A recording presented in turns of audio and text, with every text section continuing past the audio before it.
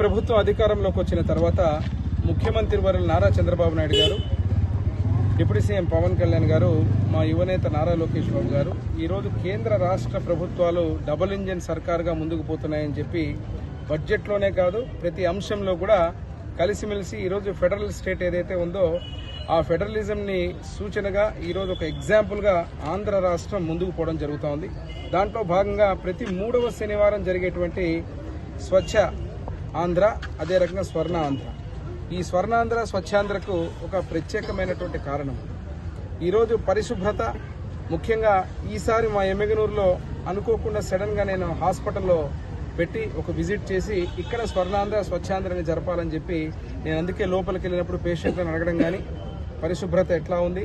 Biogenic waste ఏదైతే ఉందో ఎలా రకంగా తీసుకెళ్తున్నారు, ఈరోజు ఒక ఎఫ్ఆర్ఎస్ సిస్టమ్ కానీ ఒక బయోమెట్రిక్ సిస్టమ్ కానీ పెట్టి ఒక పద్ధతి ప్రకారంగా ఈరోజు ప్రతి వేస్ట్ను కూడా బయోజెనిక్ వేస్ట్ కూడా హాస్పిటల్లో పరిశుభ్రత కానీ బాత్రూమ్స్ కానీ శానిటేషన్ కూడా ఒక పద్ధతి ప్రకారంగా ఈరోజు వైద్య శాఖ మంత్రులు సత్యకుమార్ గారి ఆధ్వర్యంలో కూటమి ప్రభుత్వం ముఖ్యమంత్రులు నారా చంద్రబాబు నాయుడు గారి ఆదేశాల మేరకు రాష్ట్రంలో గతంలో ఈ హాస్పిటల్ గురించి మాట్లాడినప్పుడు కీర్తిశేషులు నా తండ్రి బివి మోహన్ రెడ్డి గారు 50 పడకల ఆసుపత్రి చేస్తే మరీ దీన్ని 100 పడకల ఆసుపత్రి చేయడం మన కూటమి ప్రభుత్వంలో దీన్ని ఓపెన్ చేయడం మళ్ళీ దాన్ని ముందుకు తీసుకెళ్లడం జరిగింది. ఈరోజు చూస్తున్నారు ఎక్విప్మెంటే కాదు పలు రకాల సమస్యలు. ఈ రోజుకి ఇంకా కాంపౌండ్ వాల్ ఈ యొక్క ఇన్ఫ్రాస్ట్రక్చర్ విషయం గురించి మీకు చెప్పాలా, గతంలో ఉన్నటువంటి ప్రభుత్వం ఏ ఒక్క అంశాన్ని కూడా ముందు తీసుకోక ఆ యొక్క పద్ధతి కానీ హాస్పిటల్ని రన్ చేసే విధానం కానీ ఏది కూడా ముందుకు తీసుకోక ఇన్ఫ్రాస్ట్రక్చర్లో కూడా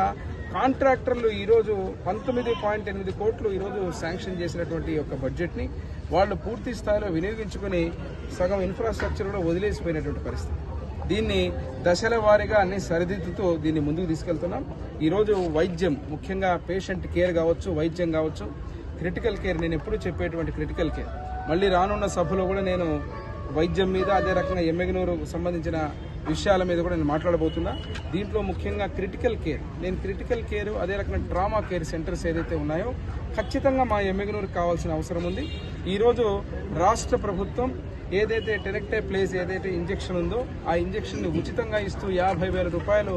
హార్ట్ స్ట్రోక్ వచ్చినటువంటి పేదవారిని అందరినీ బతికించేటువంటి పరిస్థితి, స్టేబుల్ చేసి ఈరోజు టెరిషియరీ యూనిట్కి పంపించేటువంటి పరిస్థితి. ఈరోజు చాలా గర్వంగా చెబుతున్నాం. దీన్ని ఉచితంగా ఇస్తూ ముఖ్యమంత్రి వర్యులు చంద్రబాబు నాయుడు గారికి పేదవారి తరఫున ఈ రకంగా ఎవరైతే బడుగు బలహీన వర్గాలు, ఎస్సీ ఎస్టీ మైనారిటీలు కావచ్చు, ప్రతి ఒక్క పేదవారు కావచ్చు, ప్రతి ఒక్క వర్గానికి చెందిన వారు ఎవరైనా కానీ అనారోగ్యంగా స్ట్రోక్తో వచ్చిన వ్యక్తులను ఈరోజు ఎమ్మెగనూరులో మన సిహెచ్సిలో స్టేబుల్ చేసి కాపాడేటువంటి పరిస్థితి టెనెక్టే